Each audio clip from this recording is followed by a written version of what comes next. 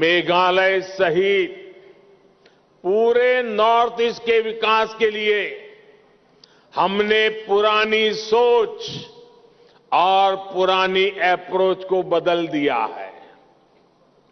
कांग्रेस की सरकारों ने तो इस क्षेत्र को देश का आखिरी हिस्सा मान लिया था, जबकि बीजेपी नॉर्थ ईस्ट को देश के विकास का ग्रोथ इंजन मानती है।